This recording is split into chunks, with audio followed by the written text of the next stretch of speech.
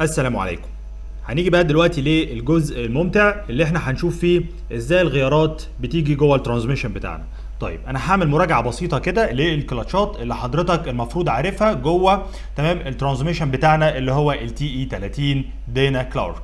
طيب اولا عند حضرتك في محول العزم ده جواه كلاتش اللي هو مين يا فندم؟ اللي هو اللوك اب. تمام كده، ممكن حضرتك توريه لنا بشكل اوضح اهو. تمام، هو ده الكلاتش بتاع اللوك اب. طيب عندنا ايه تاني يا فندم؟ عندنا في على الشافت بتاع الفورورد هتلاقي ان في عندك هنا الكلاتش بتاع الفورورد لو اهو. مكانه فين يا فندم؟ هنا. طبعا انت المفروض عارف الكلام ده، ولكن انا براجع على الاجزاء دي لان انا تمام هعدي عليها بسرعه بقى لما اجي اشرح ازاي الغيار بيجي. طيب عندنا بعد كده المجموعه بتاعت التاني والريفيرس كان عليها كلاتش اول واحد بتاع الريفيرس، عليها كلاتش بتاع التاني. مكانهم فين يا فندم؟ اهو، هو ده المكان بتاعهم، ده كلاتش ريفيرس وده كلاتش التاني. جنبيهم على طول تمام كان في الفيرست شافت وعليه الكلاتش بتاع الفيرست. تمام كده. اخر حاجه عندنا كانت المجموعه بتاعه الاوتبوت وكان عليها اتنين كلاتش، الكلاتش الاولاني بتاع الفورورد هاي والكلاتش التاني بتاع الثيرد. تمام كده. ممكن نعمل زوم ان ونشوفهم اهم. ادي الكلاتش بتاع الفورورد هاي وادي الكلاتش بتاع الثيرد، واماكنهم موجوده على الشافت بتاع الفورورد هاي والثيرد. تمام كده. دي مراجعه سريعه لللاي اوت بتاع الكلاتشات جوه التي اي 30. طيب تعالى حضرتك ناخد السرعه الاولى الاماميه. ازاي حضرتك؟ انا هجيب الغيار الامامي الاول. طيب كميكانيكا اللي حاصل حضرتك تمام التورك كونفرتر بتاعك اشتغل وزي الفل، البامب بعتت الزيت للتوربينه، التوربينه لففت عندك التوربين شافت. زي ما حضرتك شايف التوربين شافت عليه ترس. تمام، فبالتبعيه بما ان عندك هنا الترس ده والشافت يعتبروا جزء واحد فالترس ده هو كمان بيلف. الترس ده معش عندك مع ترس التغذيه اللي موجود عندك على الفورورد شافت. لاحظ حضرتك ان ترس التغذيه تحتيه ايه؟ تحتيه بليه. تمام كده اهي البليه اللي انا بشاور عليها دلوقتي حالا دي. تمام، فحضرتك كده الترس بيلف ولكن الشافت تمام مش بيلف، فعلشان خاطر نخلي الشافت هو كمان يلف فبيبقى موجود في عندك هنا الكلاتش اللي هو بقول عليه تمام الفورورد لو. الفورورد لو ده بيبتدي ان الزيت يجي له، فالكلاتش عندك هنا بيعشق وبالتالي اقدر ان انا انقل باور ما بين ترس التغذيه وما بين الدرام. وحضرتك عارف ان الدرام والشافت جزء واحد، فاصبح عندك هنا الشافت ده هو كمان بيحصل له ايه؟ بيلف. تمام كده. طيب حضرتك عارف ان في الحته دي تمام الفيرست درايف شافت متصل بمراوده الخارجيه مع المراود الداخليه للفورورد شافت، فاصبح الفيرست درايف شافت هو كمان بيلف. الفيرست درايف شافت ده عليه ترس، هذا الترس معاش عندك هنا مع الترس اللي موجود على الفيرست شافت، فاصبح حضرتك هنا الفيرست درايف شافت نقل باور عندك للترس الموجود على الفيرست شافت.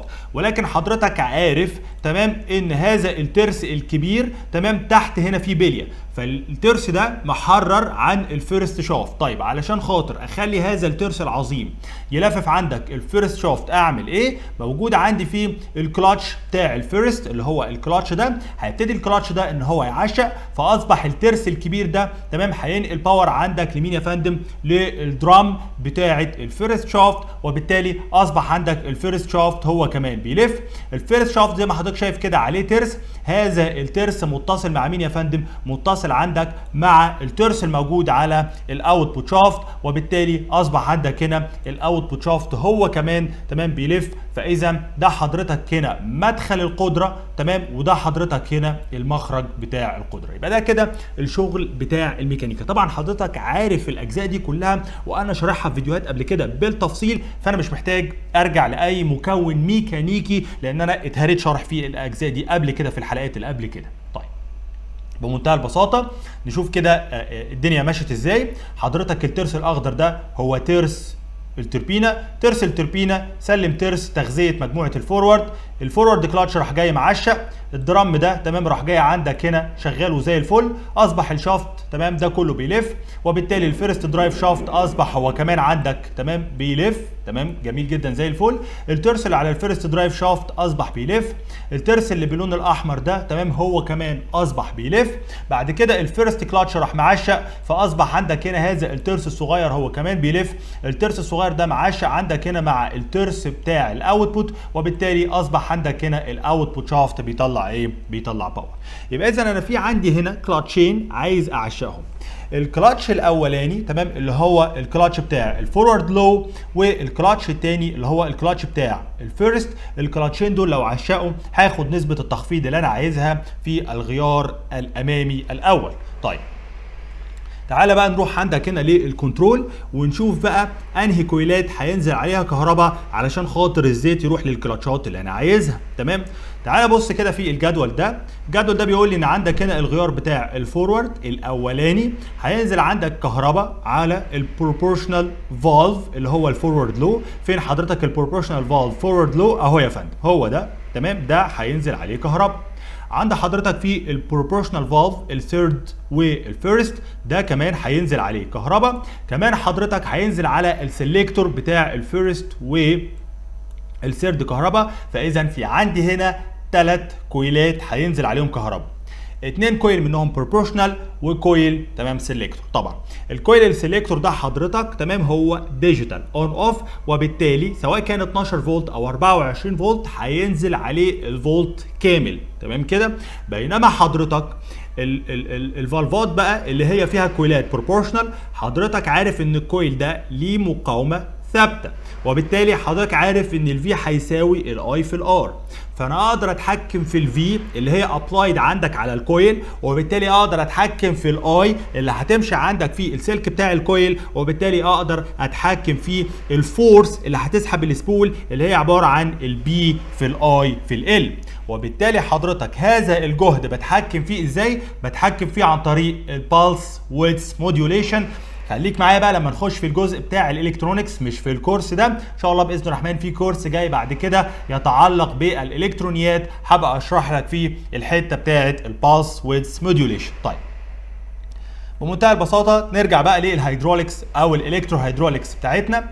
احنا قلنا محتاجين مين يا فندم؟ محتاجين عندك الكلاتش بتاع الفورورد لو، تمام، الكلاتش ده، ومحتاجين الكلاتش عندك هنا بتاع الفيرست يجي عليهم زيت مضغوط علشان خاطر اخد النقله بتاعتي اللي انا عايزها. ده حضرتك هنا مدخل الزيت المضغوط اللي هو جاي حضرتك من البريشر ريجوليتور فالف. تمام كده. طيب الزيت عندك هنا ماشي جميل جدا زي الفل، راح جاي داخل عندك في هذه النقطة العظيمة.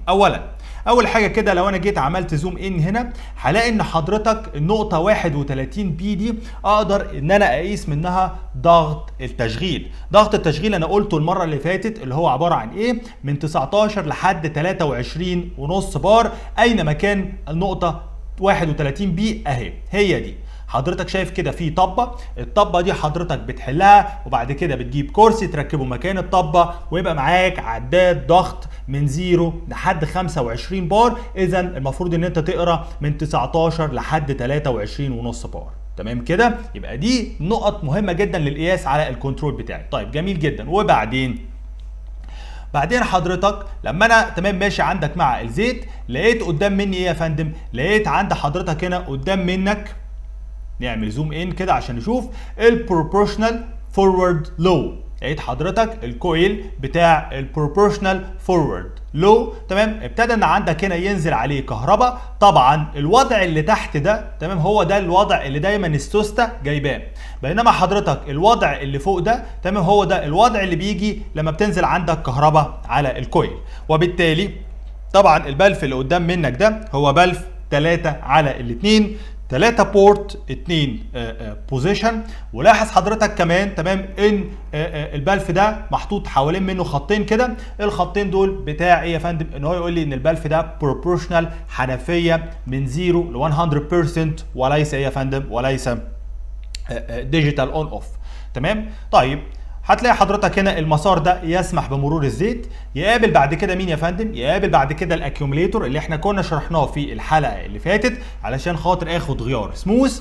بعد كده حضرتك بلاقي مين يا فندم؟ بعد كده حضرتك بلاقي ان في عندك هنا بريشر سنسور وكذلك تمام نقطه قياس.